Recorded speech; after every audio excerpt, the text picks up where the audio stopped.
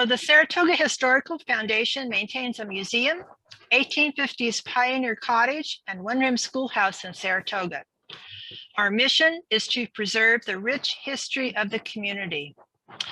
We do that through lectures, pioneer living classes for children, and exhibits. We're presently closed due to COVID, but please check our website at www.saratogahistory.com to see when we will be open and some of our online activities. Today's presentation is co-sponsored by the Preservation Action Council of San Jose, led by Ben Leach, Executive Director. PAC was founded in 1990. The Preservation Action Council of San Jose is a dynamic, nonprofit, 501(c) membership organization dedicated to preserving the unique and diverse architectural and cultural heritage of San Jose. Through advocacy, education, and civic engagement, they promote historic preservation as an essential tool for fostering equitable, distinctive, sustainable, and prosperous communities. As an example, they recently saved the 110-year-old Palace and Apartments in San Jose. So they're very welcome to join us. So to keep in touch with people like yourself, we're scheduling presentations on local history each month on Zoom. On May 24th, we will have a presentation based on the book Quest for Flight by Craig Harwood. John J. Montgomery, who grew up in Santa Clara, piloted a glider in 1883 in the first controlled flights. On June 28th on Zoom, Lisa Newman, author of For the Love of Apricots, will talk about the early days of the Valley of Heart's Delight and, of course, apricots. So we're very, very fortunate to have today's speaker, Paul Bernal. He's the official historian of the city of San Jose, co-founder of the Preservation Action Council of San Jose, past chair of the Historical Heritage Commission of Santa Clara County, past president of the California Pioneers of Santa Clara County, chair of the Superior Court Historical Committee, member of Santa Clara County Archives Committee. He's been on the Advisory Council of History, San Jose, past president of the Bench and Bar Historical Society of Santa Clara County, and a history teacher at Santa Clara University Osher program. So now I'd like to introduce Paul, and with one last reminder, turn off your camera, please, and your mic. Here's Paul. Hey everybody, this is Paul coming to you from Zoom, and we're going to cover bringing Spain to California. And the Saratoga Historical Foundation asked me to give a presentation about the Brunells and how they came to San Jose, and I'm happy to do that. Thank you, Annette, for allowing everybody to share in this experience. So I'm going to talk to you about bringing Spain to California through the eyes of the Brunells, and it started in 1520 when Spain was in Nuevo Espana, which is today's Mexico and South America. And they wanted in 1603 to start occupying what was north of today's Mexico. And so they had a Spaniard sea captain named Sebastian Vizcaino take his ship up the coast of California to see what he could find. He stops in Monterey and he reports back to Mexico. It's a tremendous bay. He goes by San Francisco Bay, but he does not notice there's a bay there. Most people think it's because Angel Island, which is inside San Francisco Bay, as you go past the opening of what is today the Golden Gate, makes it look like a continuous piece of land. And it wasn't for 167 years that they got serious about wanting to actually get people up to California. And so Gaspar de Portela is the next person who in 1769 is commissioned by the Spanish Visitor General Jose de Galvez to create Spanish colonies. And the reason why they wanted to do this was because England had already announced that they were going to occupy California. Russia was already here, stopping in an area around what's today Fort Russ, or Fort Ross, as it was later called. And it was the attempt by the Spanish to keep people from taking over territory that they thought would be full of gold or silver. So Portola makes the first inland route into Alta California. He also went by sea at the same time, and they established San Diego and Monterey as colonies. There were two Bernals on the Portola expedition, Manuel Ramon Bernal, who was a soldado de cuera, which means a leather-jacketed soldier. And he went to Monterey, and then Presidio, San Francisco is where he was stationed as a soldier, later becoming the mayor domo of Mission San Diego. The second Bernal was Francisco. He was a muleteer. He also was first at Monterey and then reassigned to Presidio, San Diego. On that Portola expedition was the second in command, Fernando Rivera y Moncada, and Jose Francisco Ortega. Moncada and Ortega were the advance team. And when they got to Monterey, according to the mapping and the coordinates they had in hand from Vizcaino, they said, this can't be it. This is a lousy port. It's so wide and it's just nothing you can protect. So this can't be the right place. So they kept pushing north. And they went to San Bruno or Cupertino, depending on which scholar you believe in. And some of the soldiers saw a lot of deer and got permission to hunt the deer over a hill. And Ortega rode to the top of that hill and saw San Francisco Bay for the first time a European. And I'm a descendant of Ortega as well through marriage. He reports that I see a body of water, but he didn't see that small gate, the opening, which later became the Golden Gate.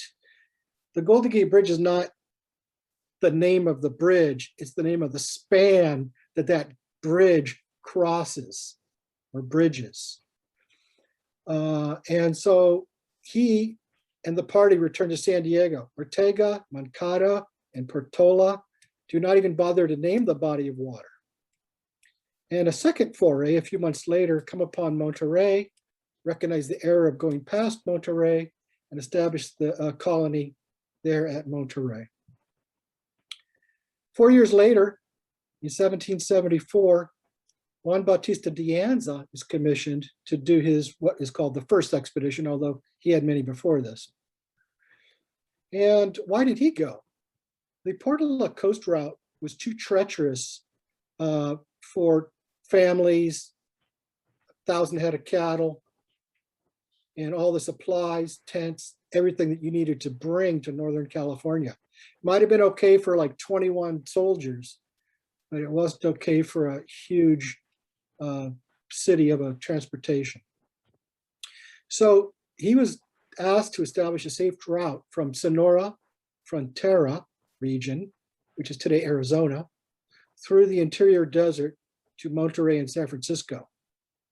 And that is now at this point, San Francisco is discovered to be one of the greatest bays in the world, if not the greatest bay in the world, because it had such a small opening, which protects it from the elements, with an enormous bay on the inside with lots of coastal areas that were accessible. And it was said that the entire ship and army of all of Queen Isabel could fit inside this bay. So he takes up some soldiers, some workers, and Sebastian Tarabal, who's an interesting character. Tarabal was a Native American Indian who left Los Angeles, and he was heading back down towards Mexico. And he and his wife and a friend of his decided they're going to walk through the desert. But the wife dies halfway through, and the friend dies 3/4 of the way through, and Tarabal is the only guy who makes it through. So he's the only person known on the planet who's ever walked through this desert and lived to tell the story. So Anza says, I need that guy. So they get him, and he goes on this expedition to retrace his steps back to Los Angeles and up to Monterey. Anza makes friends with all the natives along the way, which would benefit not only him on his second trip, but also Spain later. And they do, in fact, accomplish the first trek through that desert. Anza, on his first trip, had to turn back because it was too difficult. The animals were not suited for the desert. People walk better in deserts than animals do. They all knew this, but it was just too difficult for the animals they had. They tried again a week later. There's no pasture lands for the animals. This is the Anza Borrego Desert, as it's known now. And for humans, the water supplies were scant. Halfway through, they had to abandon supplies. They ended up eating horses to stay alive, but they made it. So, because of his success, he was given the second expedition in 1775, which is to bring the settlers now that he's found the path. His job is to establish a Presidio in San Francisco, a church at San Francisco, a town between Monterrey and San Francisco, which at that time was known as Pueblo Uno. It didn't have a name, but it would become known as San Jose, which would become become California's first town. This was a time of great expansion for Spain. As you can see, Spain is over here. They possessed Italy and the Philippines and everything from Alaska down to Chile, with Portugal having the area over here by Brazil. So why were they in this expansive mode? It was a viceroy government where the rich were not taxed. They were engaged in expensive sea battles, mostly with England and sometimes France. They had huge social programs, and they needed to expand to find more silver and gold mines to keep their economy from stagnating. Who were the people who joined this expedition? Some were seasoned soldiers, but most of them only were there for the expedition and then came back down to Mexico.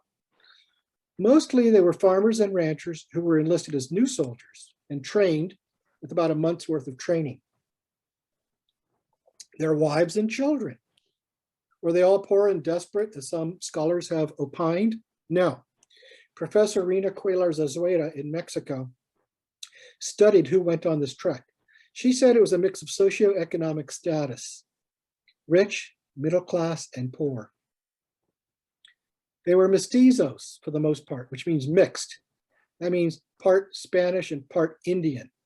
That makes sense because from 1520 to 1775, they spent about 200 years interbreeding in what is now Mexico, the Spanish and the Indians. The Peninsulars, which are usually the officers, that means strictly from Spain with no Indian blood. 100% Indians were on the expedition, usually as guides and interpreters. Mulattoes, which were half black, half Spanish, most of them previously from Cuba and other territories. And it was a great mix of people. There were about 12 subcastes, such as Coyote and other names. Anza was looking for soft recruits. He focused on desperate farmers. Right before he arrived in Sinaloa to do his recruiting, there was a devastating flood and another devastating flood, and there was a drought, and all of Sinaloa, the town, was washed out, including the church and the university there. And so people were on hard times. Some people were related to Anza and Moraga, who was the second in command. Anza's scribe was Juan Jose Bernal, a staff officer to Anza throughout his life. Anza was related to Bernal by marriage. His brother-in-law was Juan Ignacio Bernal, and they're both buried at Arizpe in Mexico. He was not above bribery. They needed to sweeten the offer to get people to sign on the dotted line. For women and children, they promised chocolate, lace, and sugar. For the men, guns, horses, and uniforms. And so he went from Tubac, which is where he was stationed in Frontera, the frontier, down through Sonora into Sinaloa. This is what is now Mexico. This is what is now the United States. It used to all be Nueva Espana or New Spain. And he recruited in Culiacan, Sinaloa, El Fuerte, and Alamos. Why the state of Sinaloa? It was the closest place to California that was fat with resources. Anza was on the frontier, as you just saw, which was all desert, and it lacked supplies, people, and animals. Anza needed 1,000 or so animals. With the pack mules, it was about 1,500. And he went to Sonora first, and they said no, because they needed all their animals, because they were on hard times, and they weren't going to sell him any horses. They weren't going to sell him any of the cattle. So he went further down to Sinaloa, the state. There he recruited 240 men, women, and children. On this expedition, half of the people who went on this trip were 12 years and younger. That is phenomenal for that time. Spain was the only country in the world that moved in families first. Most places moved in soldiers first, got rid of the locals, and then moved in the women and children when they thought it was safe. On this expedition, there was only one death 4 hours into the journey. Manuela Penuelas died giving birth, and there were 3 babies born on this expedition. There were 3 marriages performed on this expedition by the priests. And just so you all know, the 3 marriages had nothing to do with the 3 babies being born. There were lots of animals who died from exhaustion, heat, and cold. It was like moving an entire town, and it was moving an entire kitchen for all these people. There was 1,000 head of livestock, 1,200 miles, about 20 miles per day, which would be like walking from here to Santa Cruz every day, for 5.5 months with few stops. Anza had a very clever method of getting this group through the desert. He broke the expedition into 4 groups. First, there was a small advance team that dug holes in dry riverbeds, hoping that they would fill with water overnight. The second group was half the families would follow a day later so they could drink the turbid water that might come up in those holes. The third group was the other half of the families that came another day later, hoping that overnight those little holes would fill up with a little water so they could drink. And the fourth was the team that led the cattle, which were herded nonstop without water, hoping the reserves that were in the animals themselves would keep them alive. They did lose quite a few animals. They went through blazing heat. They went through bitter cold. They were snowbound, and they did not have the kind of winter clothes you need to live through a snowstorm. So for 2 days, they were kind of bundled under leaves, twigs, branches, anything they could find to keep from being frozen to death. Anza wrote in his diary, several persons were frozen to the point of being in danger of death. One of them was so badly that in order to save his life, it was necessary to bundle him up for 2 hours between 4 fires. But they made it. They went from Tubac, across the desert. Here's where they had the snowstorm, up to Mission San Gabriel, which is now in Los Angeles, and on up to the Monterey, where they stayed for about a month before going on to San Francisco. And they did found the Presidio of San Francisco here. This is where the Golden Gate Bridge is today, between these 2 points. They founded Mission San Francisco de Asís. Anza had already gone back to Mexico at this point because he successfully completed his journey. And he was rewarded by being made the governor of New Mexico. Mission Santa Clara was founded. Then Pueblo San Jose de Guadalupe. And San Jose was to be the food supplier to supply what was needed to be eaten at both San Francisco and Monterey. So it had to be halfway in between, and that's why they chose the location where it is today. And it had to be close enough to Mission Santa Clara so they could help each other, especially in case of emergency, but not too near each other because they were not supposed to be in each other's hair. They each kept cattle, and they didn't want each other's cattle intermixing. They were very proprietary in that way. They founded Mission San Jose Fremont. And the first thing they brought to California, which was of import, was Catholicism. It had an enormous impact. There was no separation of church and state like in the East Coast or other parts of the world that didn't have those governing tenets. The government of Spain was Catholic, and the Catholics in Spain were the government. They were one and the same. Although it was a tripod of power, there was supposed to be three legs to this government: the civil, the military, and the church. And sometimes they got equal votes and sometimes they didn't. The church was the core of Spanish life for the day-to-day citizen. It provided the social culture, the shared values, the camaraderie, and provided the moral code. And in a lot of ways, it got them through this expedition, and then being isolated in the middle of nowhere with no help and support from Nueva Espana from there forward. Aside from religious moral code, there was a Spanish civil moral code of fair dealing. Most folks were related. They were considered family. Everyone was called cousin, even if they were not. They could not take advantage or engage in sharp dealings with each other. And when the Americans arrived, they couldn't have sharp dealings with them. If you did, your padrino or your godfather from your baptism would get involved. The alcalde or mayor of the town would get involved. The priest would get involved. Sharp dealings were not permitted. This intervention by these three groups, if you went wayward, did not exist on the East Coast. So let's follow one family to depict what was in store for many Anza expedition members. So here's the family tree here. This is my grandfather, who's 4 generations back from my children. And this is 11 generations back. Domingo Bernal and Francisca Sotomayor had a child named Juan Francisco Bernal, who married Clara Cabrera. They had a child named Juan Francisco Bernal, who married Ana Maria Josefa de Sotomayor. He's 9 generations back, and he's yellow because he was on that expedition as a 37-year-old soldier. He had a son who was 13 or 14-year-olds named Jose Joaquin Bernal, also on that expedition, as was his future wife, Maria Josefa Daria Sanchez. They had a son named Bruno Bernal, who married Antonia Ortega. They had a son, Francisco de Gracia Bernal, who married Cornelia Cesena. They had a son, Cipriano Bernal, who married Elizabeth Bonning, and then to my grandfather and my grandmother. They were from Rancho Tule, which is in the state of Sinaloa, in what is today Mexico.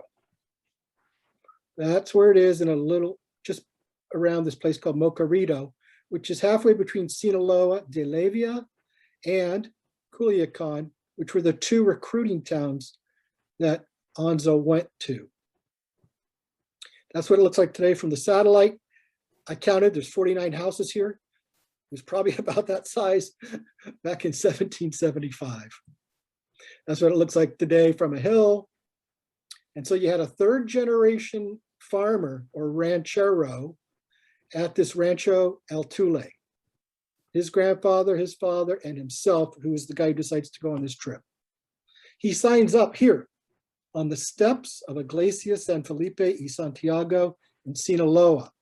Anza came here to this plaza, set up a campaign table with his scribe, who might have been Juan Bernal, and took down the names of the people who would go on this trip. They had sent somebody a week ahead of time to ask the mayor and the judge in town to kind of chat it up and, vouch for Anza and this trip, and to say, you guys, what's in store for you are great things. You're going to get land and you're going to be rich and it's going to be fantastic. So do it. Juan Francisco Bernal and his wife Josefa Soto sign up with their 6 children. And this is actually my brother Tom in a reenactment we did. Juan Francisco Bernal was stationed at Presidio, San Francisco. They brought from Spain horses, pigs, and sheep, which went from Spain to Mexico and then from Mexico to California. The Indians could not believe that they were riding beasts, and they couldn't believe how big and strong these horses were, and that they spent most of their time on the horses. They brought cattle, which later led to the ranchero era. The cattle was king because of Spain. That's what the cattle looked like in Alta California. They were called the Criollo cattle, which were brought from Spain to Mexico because they could last in dire environments. very little food, very little water. Juan Bernal, while he was still stationed at the Presidio, and his two sons, Joaquin and Francisco, had the most cattle at the Presidio, illegally, as did everybody, because you weren't supposed to be both a soldier and a ranchero at the same time. But everybody kept cattle on the side. In fact, they brought their own cattle when they came up from Mexico with the Alta expedition. And everybody was okay with it, including the governor. Another thing that was brought from Spain to California was an impact to the Native Americans and the disease. Mostly it was a negative impact. It turned the lives of the Indians upside down. They were treated very badly. By the way, when I use the word Indian, I'm not being disrespectful. I have discussed this with the local Muwekma Ohlone chiefs and sub-chiefs today, who are friends of mine, and they tell me that the word Indian is appropriate and good. Some benefited in a positive way. The Indians learned marketable skills from which they started their own businesses. They were blacksmiths, carpenters, clothes makers, leather workers, vaqueros or cowboys, and farmers that could manage crop rotation. Some left the missions with the priest's permission and became independent contractors.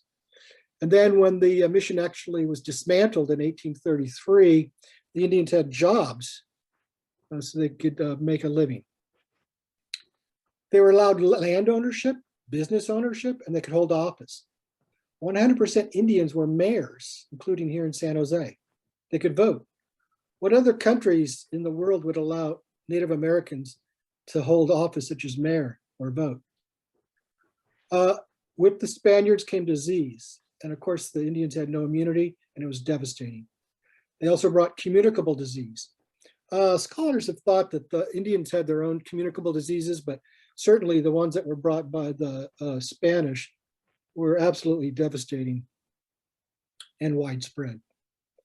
But foreign disease was coming whether the Spanish showed up or not. The Russians had already come and built Fort Ross. England had announced their intention to come here. They had already sent in scouting parties. France was going to fill any vacuum if England and Russia did not act. So it was a few years away. Disease from Europe was coming. What if another country such as Russia got here first? Would the Native Americans have been shipped back to Siberia as slaves? Would they have been eliminated altogether? Spanish law forbade slavery and encomienda, which is the use of pseudo-feudal workers. It was illegal, even before they got to Alta California. Natives had to be paid. Some scholars opine it allowed the native people to get a toehold before the Americans arrived, and perhaps it was the best of a very, very bad situation. A few people talk about the psychological devastation to the Indians, but I think about it like, what if somebody came to your house tonight, knocked down your door, took over your home, told you your home is now my home, you're now going to sleep in the garage. You're going to do all my cooking.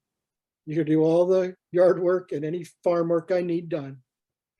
I'm going to tell you what to think and what God to believe in. And I don't want you thinking about or believing in anything else you believed in before.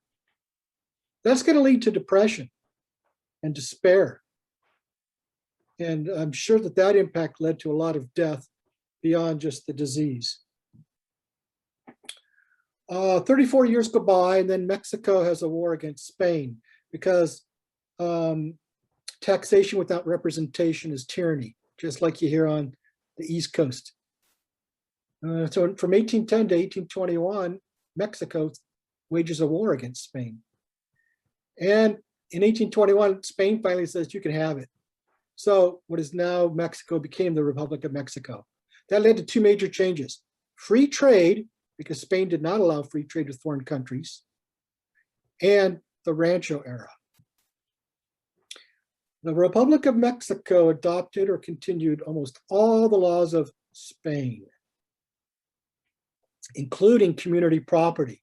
It started here in Alta California because of Spain. Although the Mexican culture is male-centric, women were revered in a different way than most of the world. They all honored Our Lady of Guadalupe, who was the Virgin Mary, and motherhood meant something different. The California women had rights not possessed on the East Coast or other parts of the world.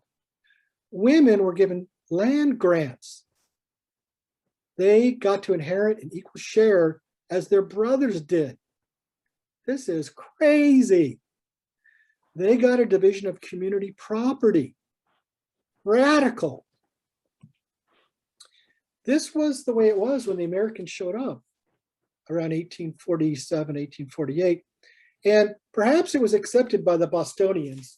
They were collectively called the Bostonians no matter where they came from. Because when the Americans arrived, the women already had the benefit of these laws in owning land into which the Bostonians could marry. So they wanted to keep a good thing going. And also, if you applied US law to California, it would completely damage the system of title because the women's land had already been sold and resold. So how do you untangle that if you throw out the community property laws? It spread from here throughout the United States. The Secularization Act in 1833 was Mexico saying, we don't want the church to be that third leg of control anymore. We're going to take away all the lands from the priests, and we're going to give it all to worthy citizens, mostly retired soldiers who went without pay for decades. And so as you can see here, Santa Clara County was divided up. These were all the mission lands that were given to those quote unquote worthy citizens. This is Rancho Santa Teresa. We'll come back to that a little later. Juan Francisco Bernal, the older soldier, did not get a land grant for as many years of service because he died in 1802 before the Secularization Act. And so he was buried here in the Bernal section of Mission San Francisco. But the Bernal ranchos did exist because the children and his grandchildren were grantees of those ranchos. These children and grandchildren were also soldiers, most of them for about 20 years. Jose Cornelio Cipriano Bernal was given 5 land grants from 1834 to 1842, which is quite a few. Most people got 1 or 2.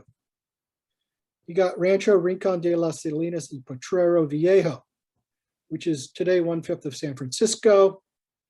You know it as Bernal Heights, the Outer Mission, Bayview, and Hunters Point. That's what his map laid over the city looks like. That's Bernal Heights there. This is the lower half of his land grant. This is the bay, and see that right there? That's the tiny city of San Francisco, and he owned this. He got Rancho Rincon de la Balena, which is north of the Golden Gate. He got Ano Nuevo. He got Mission Dolores land grant, which was only 6 acres, but it was a town lot upon which he lived and had his farm. That's his family's barn. And he got Juan Bernal got Moraga, Orinda, and Lafayette. Bringing Spain to California, the riparian rights or the water rights were different in Mexico than it was in America. And the ones in California mostly followed the Spanish law. Slavery was illegal in Spanish law. So America adopted an anti-slavery state, and they had to make that decision later around 1860. Land rights were different in Spain than in America. So many of the Spanish laws for land still exist in California and the West Coast. Another land grant was Embarcadero de Santa Clara, which we know today as Alviso. It was given to this woman, Barcelia Bernal. Another thing that the Spanish brought was the language. These are words that spread from California and the Southwest pre-1930s. Aficionado, alcove, arcade, barbecue, bonanza, cafeteria. Who knew cafeteria was a Spanish word? Canyon, cargo, cinch, bodega, cannibal, corral, creole, desperado, bandit, cholo, El Nino, embargo, hacienda, hurricane, plaza, Mustang, macho, machete, mano o mano, hand to hand, marijuana, jerky, nacho, patio, mosquito, cockroach patio, tornado, ramada, peon, pinto, poncho, pronto, ranch, renegade, rodeo, shack is a Spanish word, sombrero, spaniel, stampede, vanilla, who would know, vigilante, wrangle, juzgado, which means jail or juzgado, buck, buckaroo, veranda, and the fish tuna. Another rancho was El Valle de San Jose, which is today Pleasanton and Señor. This was split between four siblings, basically, that the governor gave this land grant to. Pilar Bernal was the first. She's right here with the Pico family. That's her husband, Antonio Mario Pico. He's a cousin of Pio Pico, the governor of California. And the longest street in California is Pico Boulevard in Los Angeles, named after Pio Pico. He was twice alcalde or mayor of San Jose. He was a signer and attendee of the California Constitution. His brother Juan Pablo Bernal and his wife Rafaela Feliz. Their brother Agustin Bernal. And this is Agustin Bernal's adobe at Rancho El Valle de San Jose in Pleasanton. That's his fireplace 100 years later. And now that adobe is somewhere inside this mansion owned by John Madden. And I'm just going to tell you, see this house over here? That's a mansion. So John Madden has what looks like a hotel or a resort. It's good to be John Madden.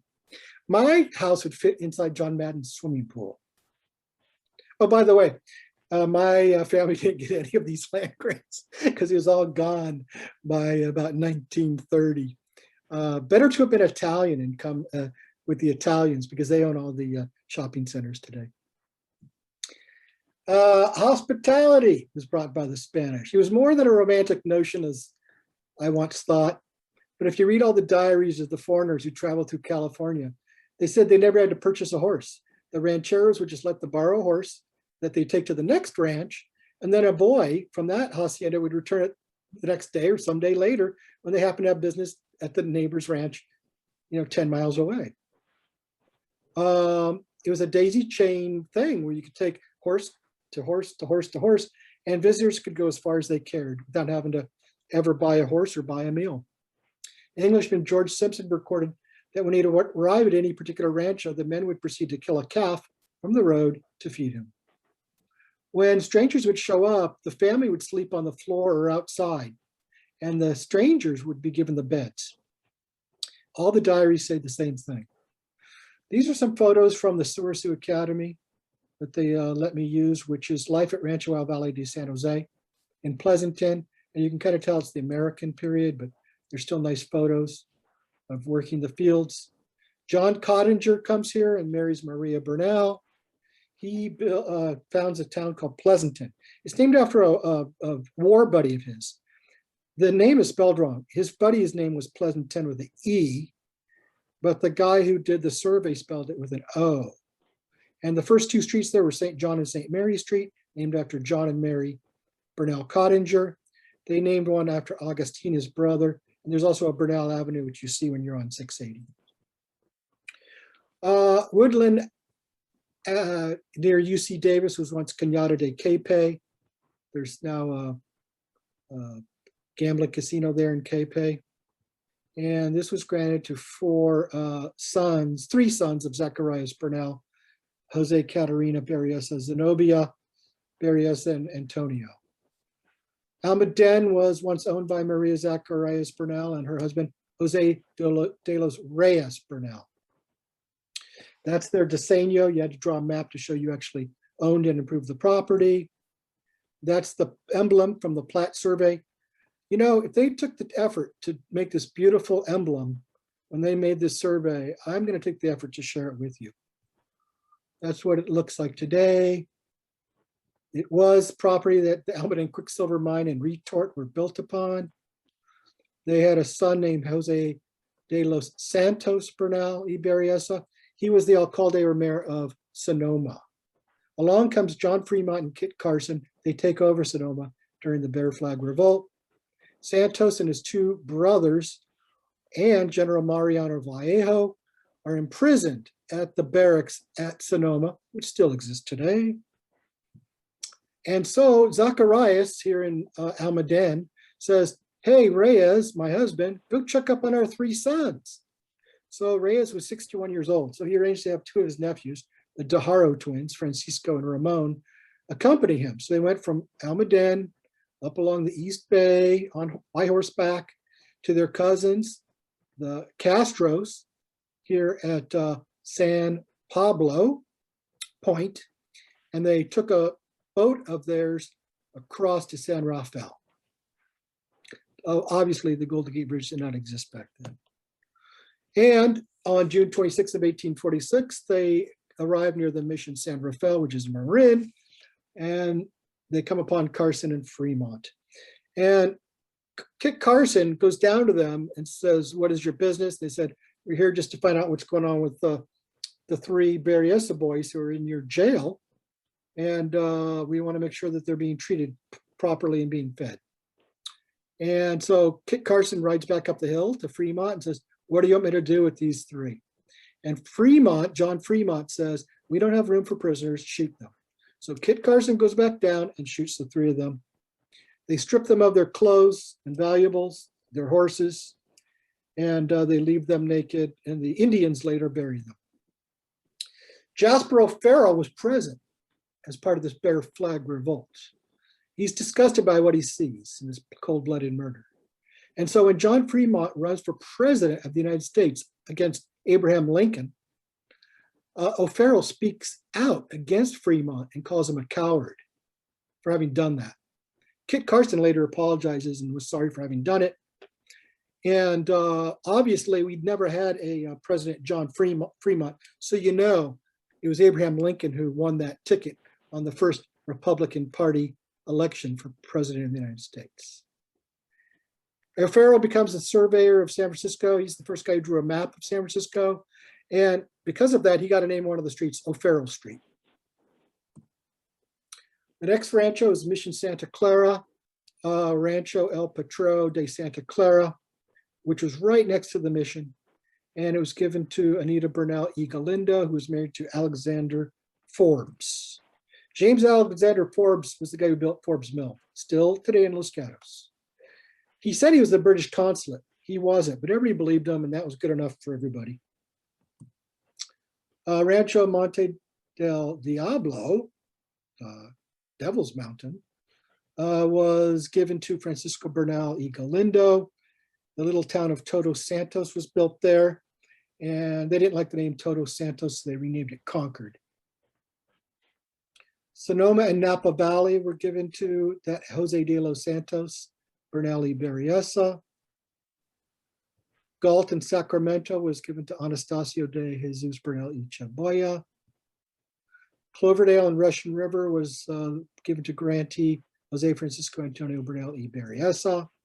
Morgan Hill was given to Lorenzo Pineda, who was married to Maria del Carmen Bernal y Berryessa. So Lorenzo and Carmen have a daughter, and her name is Encarnacion Pineda. And in 1898, she writes a cookbook called El Cocinero Español, the Spanish Cook. It was later republished as Encarnacion's Kitchen.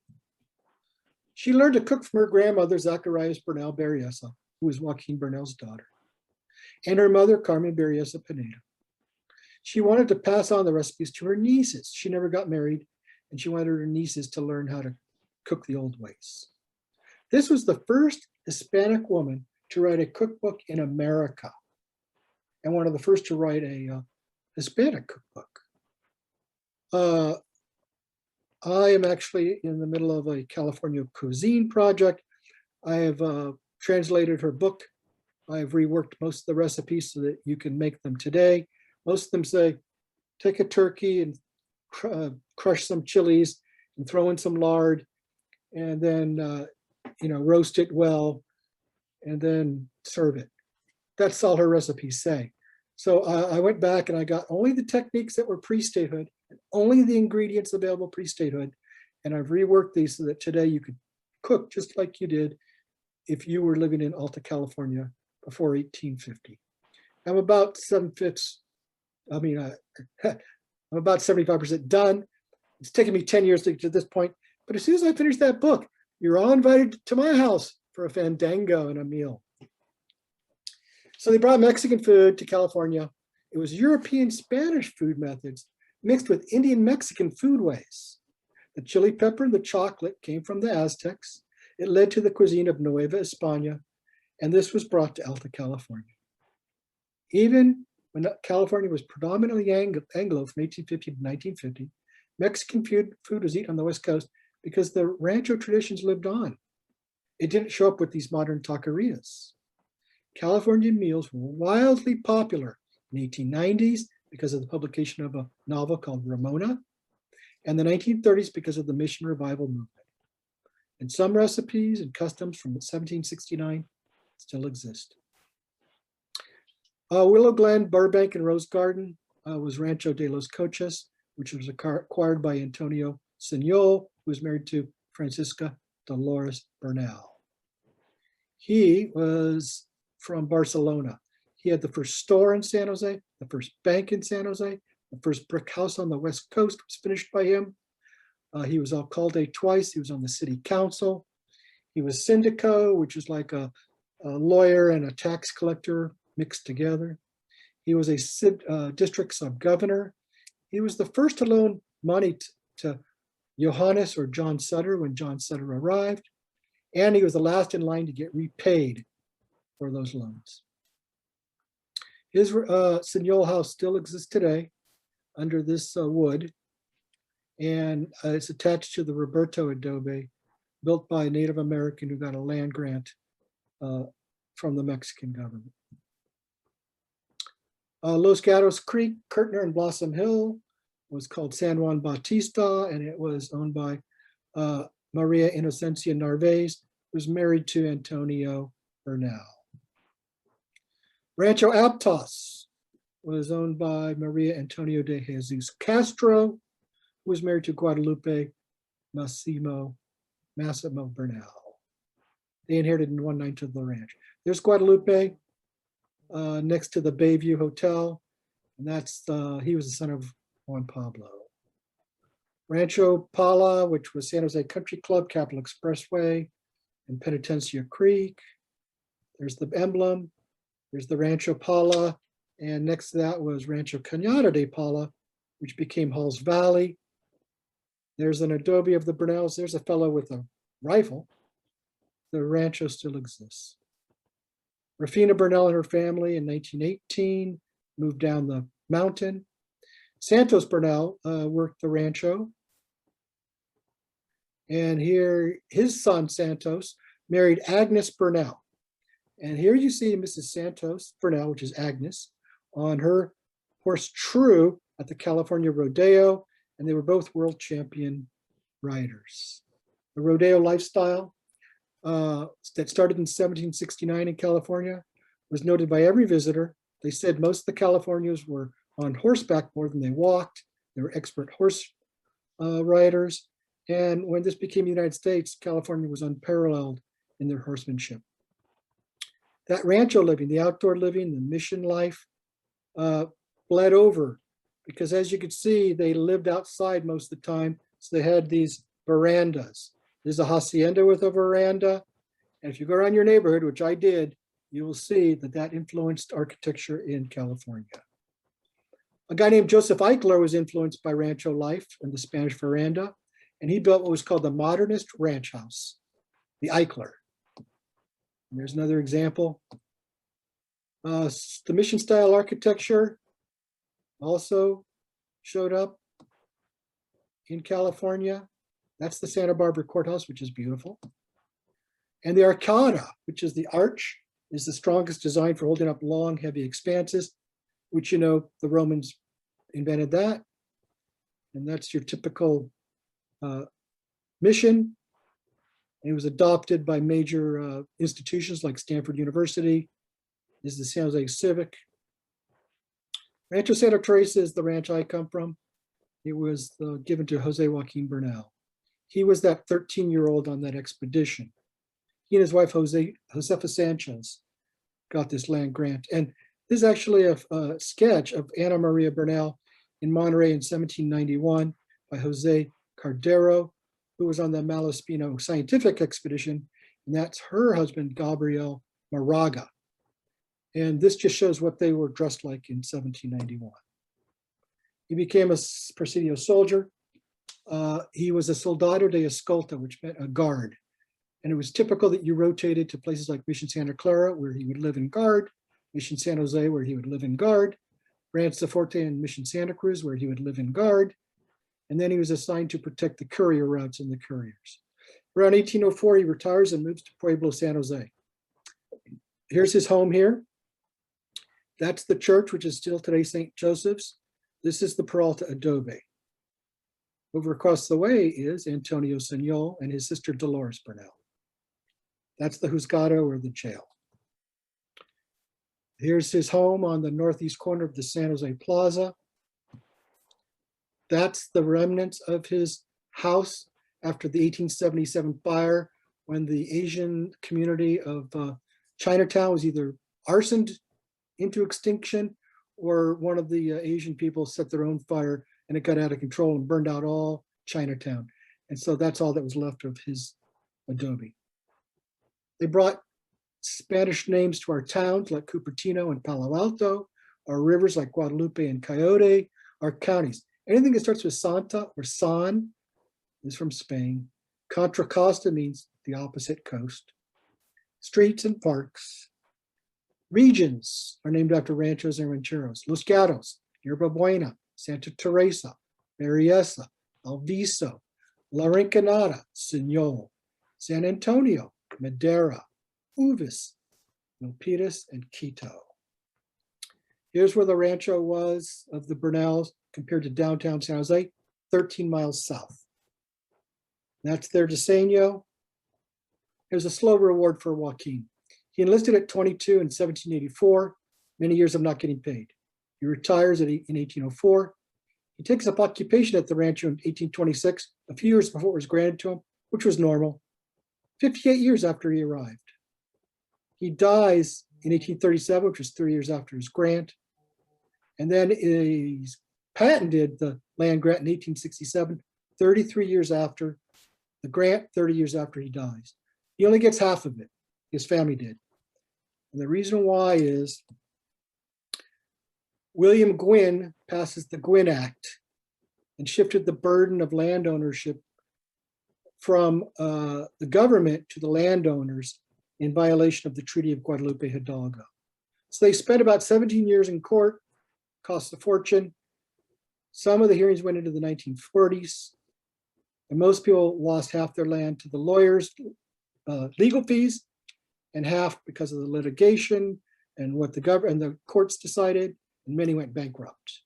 Squatters took advantage of this clouded title and the U.S. indifference. Bernal's lost much land, as did everybody. Jose Antonio Bernal y Señol was shot by John Wilson, a squatter. He was shooting cattle for no particular reason. And so Antonio went up to John and said, "Stop just shooting animals. If you want one, we'll slaughter it for you. You can have the meat. All we want is the leather."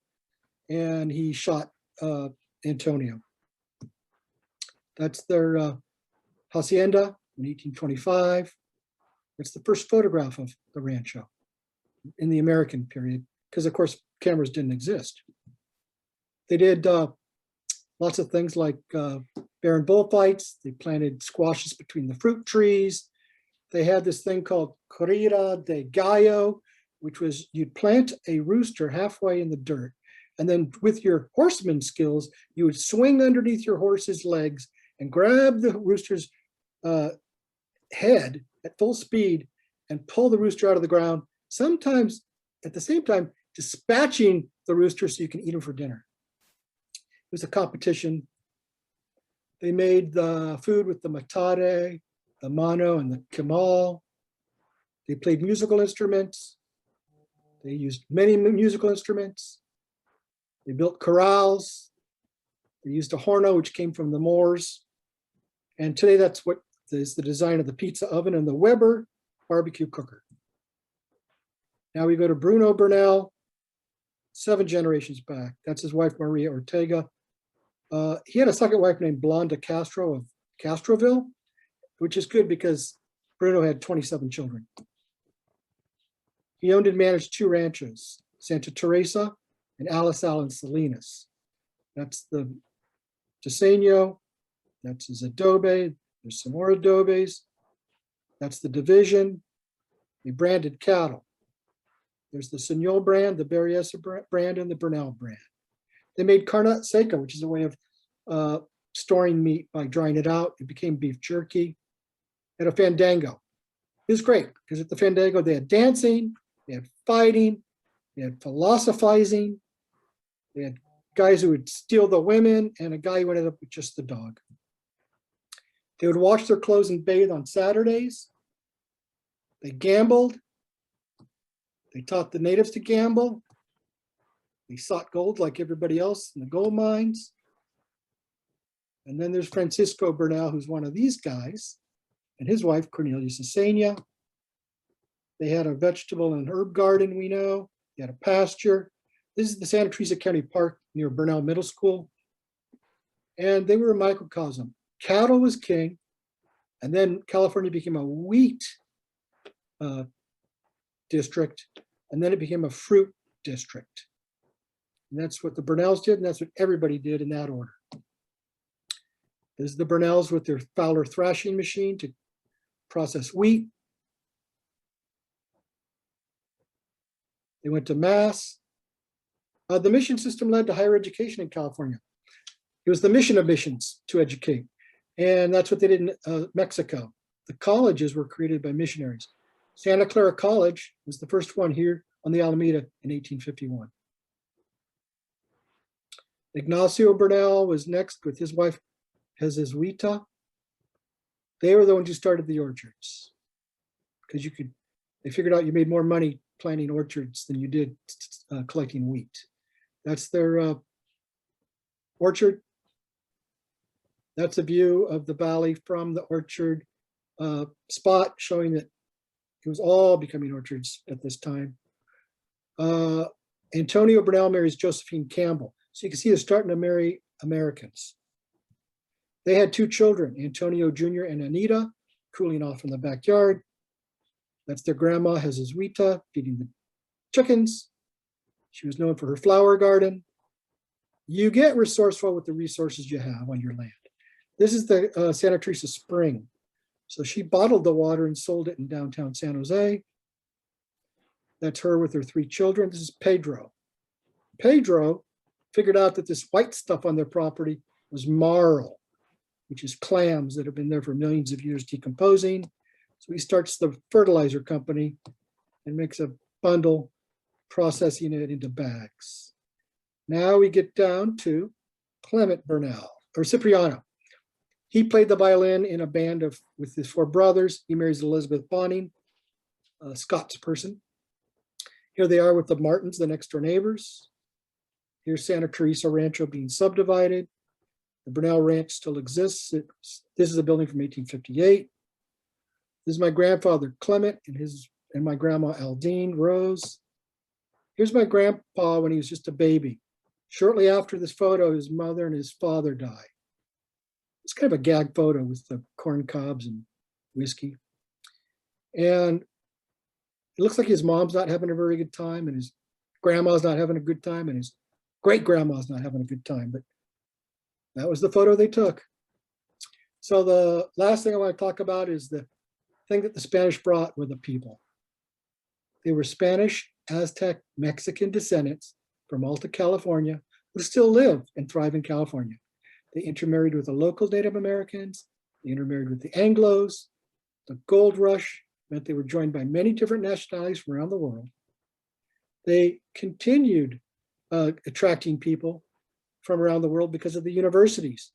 The war effort in World War II, IBM came to San Jose, which led to Silicon Valley. And that blend of Spain, Indio, Mexico, and America still exists at Rancho Santa Teresa, which you can visit at Santa Teresa County Park. Thank you. That's a wonderful presentation. Great presentation, Thank Paul. you, Paul. I loved it. That was great. Super So- enjoyable. So if anybody has any questions, please use your chat. And somebody asked, will this be recorded? And yep, it was just recorded. When is the Fandango gonna be? Your house? Oh, yeah, you'll get notice. I'll host it. That would be fun. Well, thank you guys. That was great. Do we have any more questions? Yeah, I'm going to invite my 95 friends here. One question was how to access the recording. You can go up to www.saratogahistory.com and give us about a week to do that. Okay, great. Hey, Paul. Are you muted? Paul, Yes. can you talk a little bit about Pleasanton? I lived on St. John Street. I was wondering that you said that was the first street in Pleasanton? Yeah, St. John and St. Mary were the first streets there. They named them after themselves, Joseph and Mary. Okay, And the fairgrounds there yeah, was Augustine Bernal's racetrack. okay, They were known for their horse racing and horse raising. And that later was bought by Pleasanton as a fairgrounds. right, okay. There were Okay. about six Bernal adobes in that area. The Brunells are in Mission San Jose Cemetery, right? They sure are. Mhm. Here was a question. Why was it not allowed to be both a soldier and a rancher? Because you were paid to be a soldier and you're supposed to be paying attention to protecting the town, the church, and the local natives against natives who would come in and raid the local natives. And so you weren't supposed to be, moonlighting. But everybody did it.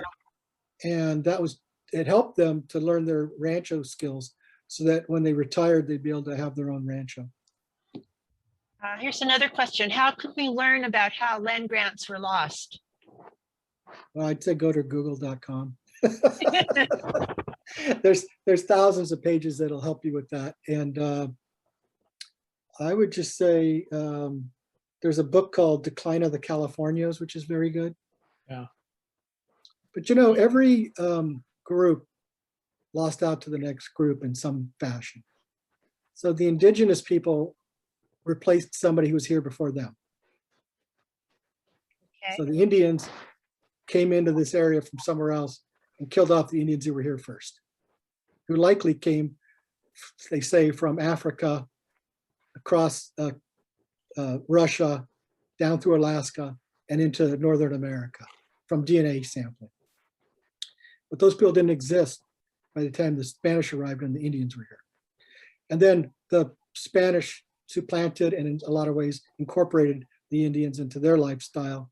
And then the Americans, the Mexicans knocked out the Spanish and the Americans knocked out the Mexicans. And, I'm interested to see what happens next.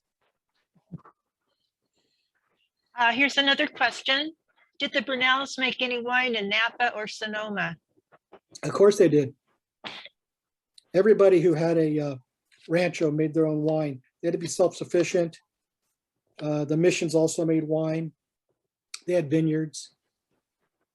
Some of the people from England and France who came and visited said the wines were really great, and some said they were really terrible. So it's probably like it is today with your friends who do their own bottling. Some are good and some aren't. I put some plates in the oven. You saw that? Judge Bernal, Yes. this is your friend Sam. I'm here with Jessica. And I just wanted to follow up on that question about land and how it was lost.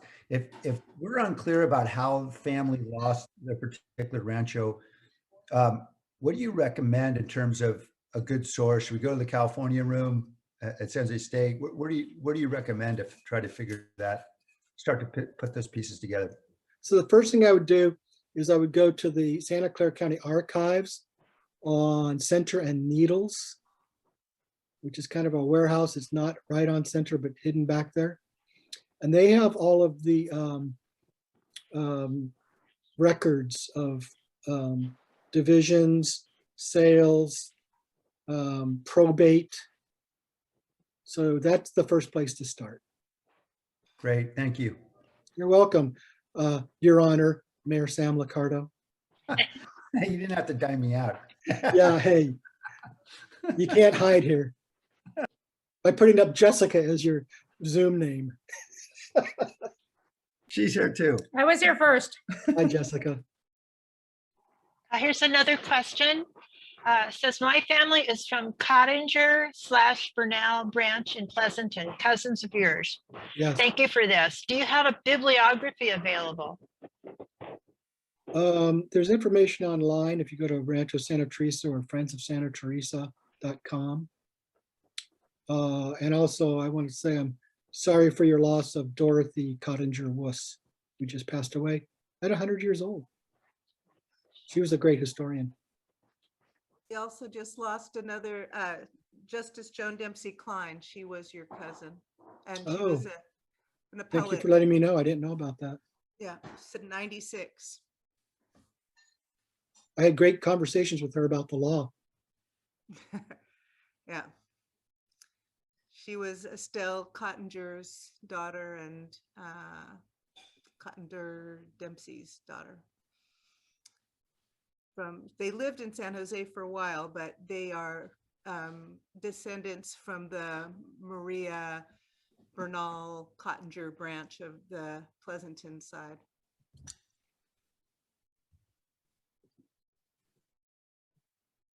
But, you know, Cottinger was also a justice of the peace in his area too. So being a judge must somehow run in the Bernal blood.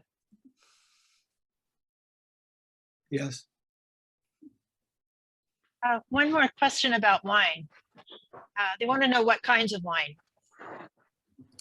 Red and white.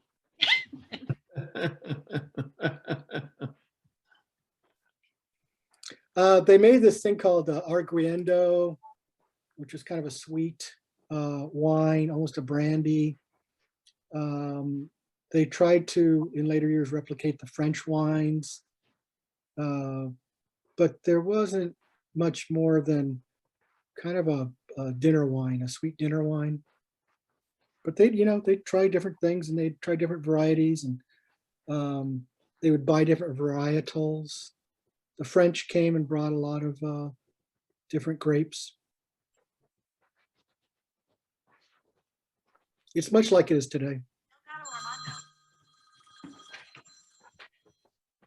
I think that's it for the questions that I can see. So if there aren't any more, I want to thank you very, very much for a very excellent presentation. Thank you, Annette.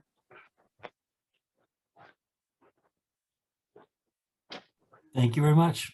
Thank you, Paul. Thank you all for joining us. Thank You're welcome. you.